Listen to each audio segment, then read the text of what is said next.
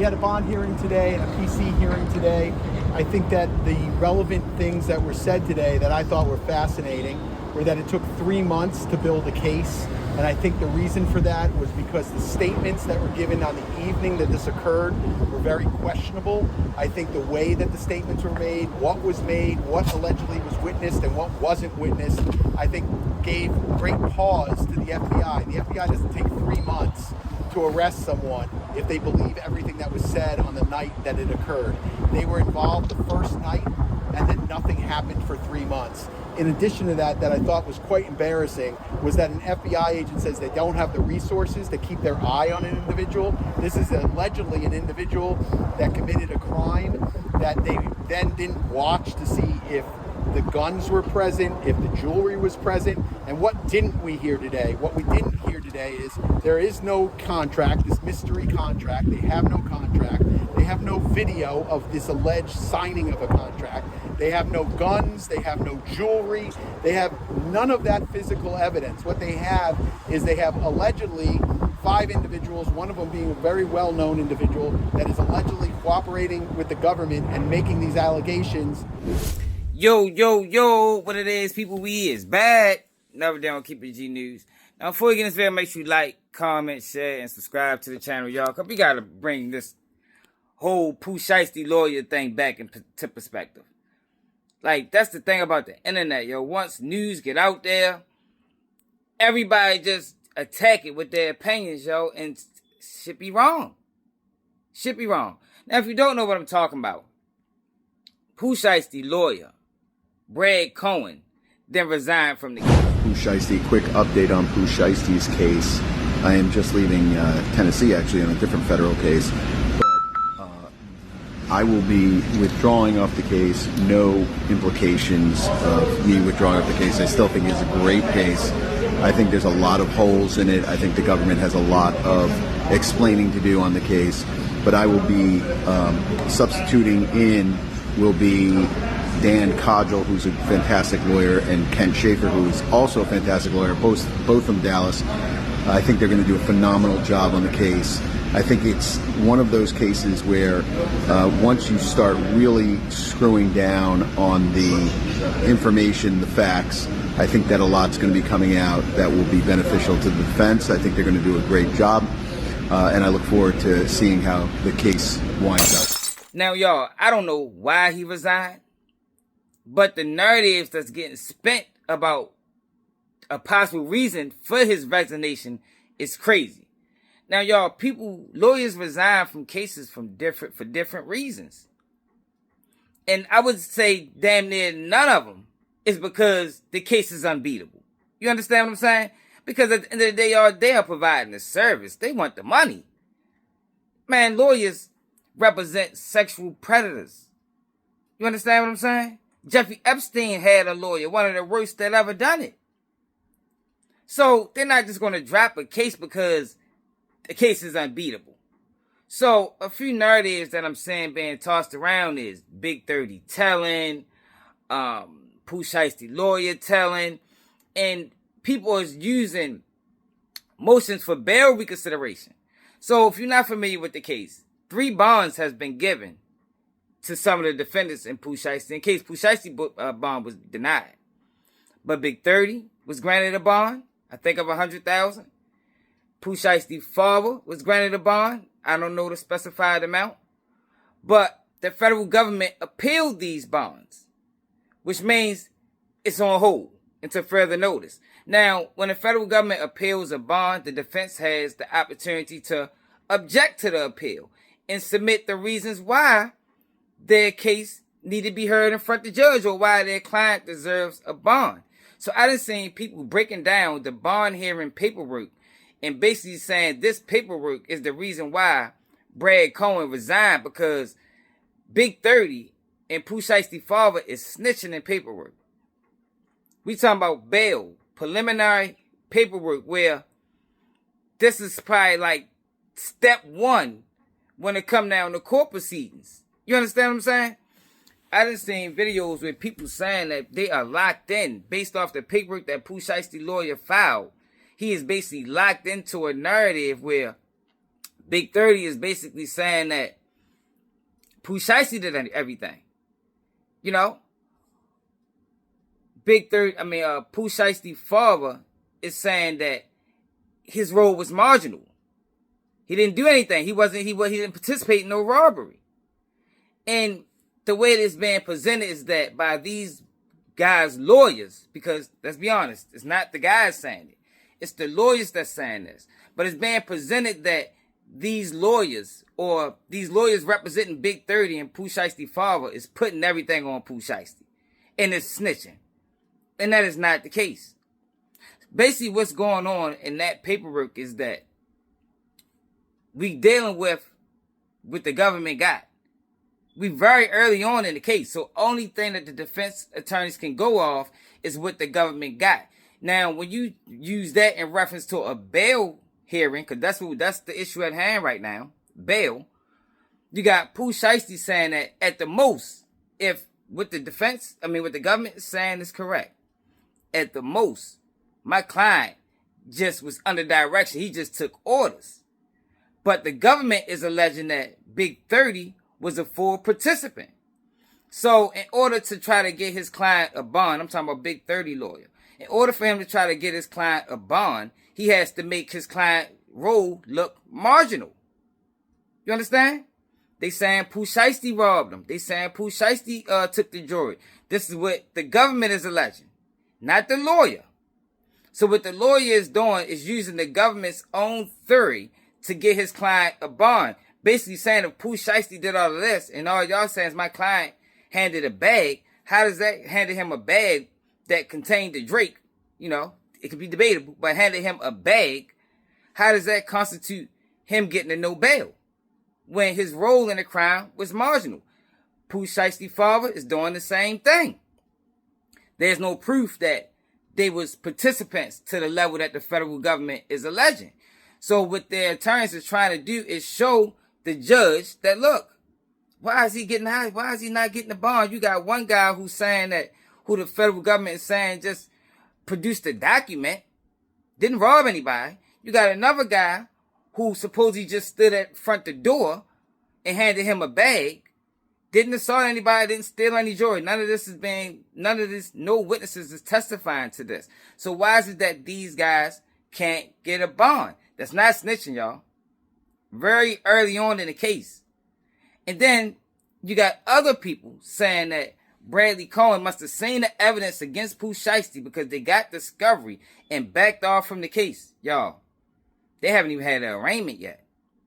So this is very, very early on in the investigation. You understand? Very early. We still talking bails. We're not talking evidentiary hearings. We're not talking arraignments. We're not talking motions to exclude. We're not talking motions to limine. We're talking about bail hearings. Nobody on Pooh Shiesty team or any of these guys' team got any discovery yet. We didn't cover cases like a Diddy case or a Dirt case where they was giving discovery damn near all the way up into, well, not Dirt case, but in Diddy case, they was giving discovery all the way up damn near until trial. The federal government likes to hold on to discovery. Nobody's saying the real evidence. All these guys' lawyers have right now is the criminal complaint or the original indictment. That's all they can go off of. And they're using that and using the government's theory to try to secure their clients a bond. But I don't think that's the reason Bradley Cohen decided to not use the case. I mean, to not work with Pooh Shiesty on this case. It could be a number of reasons. It could be money issues. I told y'all before, and I stand on this. Bradley Cohen is a lawyer from Florida. You don't want to get this high-profile Florida attorney to walk into them Texas courtrooms not being familiar with the judge, the prosecution, or none of that. It's always best, especially when it comes down to plea agreements. It's always best to get a lawyer from that town because they are familiar with these people. They work with them daily.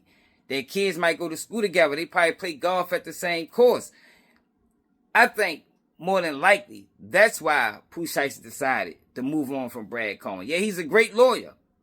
You know, he probably has the ability to go to Texas because, you know, you got to get sanctioned to do that. You know, you can't, as a lawyer, that's licensed to practice law in Florida, you have to, in order to go to Texas, you have to get certain type of qualifications. I forgot what it's called necessarily. We covered it in a Diddy case because that's part of the reason that Tony Busby had to throw out all them lawsuits, because he wasn't legally able to practice law in New York because this is a Texas attorney. And I think it's smart business-wise or smart legally. If I'm Pooh Shiesty, I want to get an attorney, a fire attorney. We ain't talking about nothing to play with. We talking about the best of the best. But I want to get that attorney from Texas, not Florida. And shout out to Bradley Cohen, but not Florida, not New York, not Baltimore. I want to get an attorney that knows this town inside and out. Dealt with these prosecutors, know their strengths and their weaknesses. That way it gives them a better opportunity at trial of winning the case, or at least getting a favorable plea deal if it come down to that point. But when I first seen the Bradley Cohen situation, I didn't even think nothing of it. Like, it wasn't news to me, because this happens all the time. Lawyers take cases and, it could have been scheduling issues. He might have another case somewhere else. Like, it's a plethora of reasons why he decided to back away, or he could have been fired. But I don't think none of them is about the evidence that was given.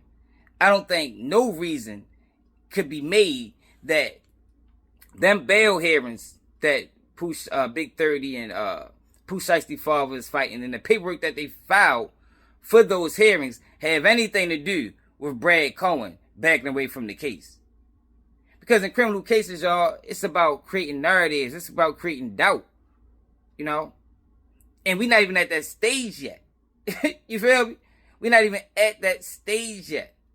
But in order to win a trial, when you got co-defendants, everybody's going to paint different narratives. And it's up to the jury to decide what's true or not, because at the end of the day, the burden of proof is on a prosecution. So if we come in there with 15 different narratives, maybe we can move the jury into our side and create enough doubt to get us all off, even if we throwing each other under the bus. That's how that works, y'all. And that's not snitching, because nothing that was written in that paperwork could be used against any other defendant. The federal government or the local state prosecutor's office they already have their narrative. They already know how they're going about this thing. They're not going to allow your defense attorney theory move them off their theory. How does that even make sense? They got a case to prove, and they're going to prove it no matter what each person say. But no matter what each lawyer says. Because no matter what they say, it's not going to have any bearings on what happens to the other person. You understand what I'm saying? Everybody has their own individual case. Even though they're tried together, guilt is determined separately. So there's going to be situations where if it's strong evidence against one person, if I'm the lawyer and I got my client's best interests at heart, I'm going to say, hey, y'all say he did everything. Y'all ain't said my client did nothing. And for the person who has the most evidence against them, like a Pooh Shiesty, Benzo Gucci is telling everything. But what Pooh Shiesty argument is going to be, the robbery never happened. You understand what I'm saying? So if you got one side, one attorney pointing at Pooh Shiesty saying, y'all saying he did everything, which means my client ain't do nothing. You got Pooh Shiesty lawyers saying that, there's no proof of a robbery. Y'all don't have no contract. Y'all don't have no guns. You only got one witness. Yeah, you got circumstantial evidence that we was there. But you don't have nothing that constitutes a robbery outside of the fact that people are talking. And I'm not saying Pooh Shiesty is going to win this case. I'm not saying the case is beatable. I'm just saying everybody has a duty to produce an argument. And when that happens in court, you cannot call a defendant, a snitch based off the argument of his lawyer. But let me know how y'all feel about this in the comments. I hope this provides some type of clarity to people. And this is not my opinion. This is facts. But I had to do this because I seen what was going on the internet. Now you got people calling Big 30 a snitch and like, yo, what? A snitch? This is the exact same thing that Whack 100 did to Tax Tone. The same exact paperwork. Motion for bail reconsideration. Very early on in the case where they don't have the discovery, and the only way that they can secure their client a bond is if they make their client role looks minimal. And they have to do that with the information that they have. And at this time, the only information that they have is the criminal complaint and the original indictment. So if we got to use this information that says Pooh Shiesty did everything to say my client did nothing, and that's going to get him a bail, then that's what I'm going to do. But that's not Pooh Shiesty telling he don't have to testify to any of this. And the government is not going to say, you know what? Pooh Shiesty did do everything. Big 30, you didn't do nothing. No. The government is still going to say, man, Big 30, you lying. You knew about this shit. You was a full participant. And I'm out.